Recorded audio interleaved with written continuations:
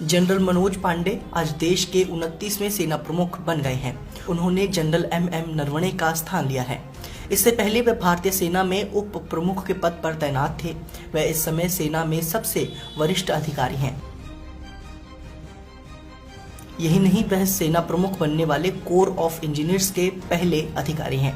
अब तक infantry, artillery और आर्मर्ड अधिकारी ही सेना प्रमुख बनते रहे हैं।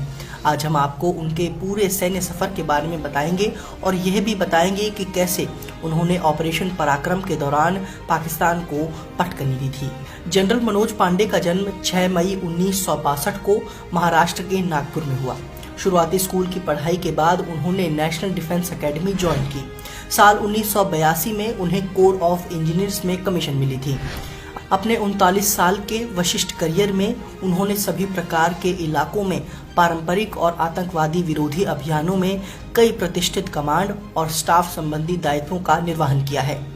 वह जम्मू कश्मीर में ऑपरेशन पराक्रम के दौरान LAC पर इंजीनियर रेजिमेंट की कमान भी संभाल चुके हैं।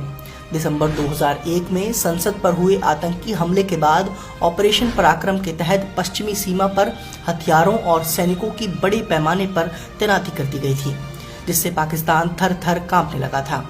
इस घटना के वक्त भारत और पाकिस्तान के बीच युद्ध के हालात बन गए थे। जनरल मनोज पांडे ने जम्मू कश्मीर में ऑपरेशन पराक्रम के दौरान नियंत्रण रेखा के पास इंजीनियरिंग रेजिमेंट की कमान संभाली और पाकिस्तान को मुंह तोड़ जवाब दिया। इसके साथ ही वो पश्चिमी सेक्टर में इंजीनियर ब्रिगेड LOC के साथ एक पैदल सेना ब्रिगेड और पश्चिमी लद्दाख के ऊंचाई वाले इलाके में एक पहाड़ी डिवीजन की कमान संभाल चुके हैं। उप सेना प्रमुख बनने से पहले जनरल मनोज पांडे पूर्वी कमान के कमांडिंग ऑफिसर और अंडमान निकोबार कमान के कमांडर इन चीफ भी रहे हैं।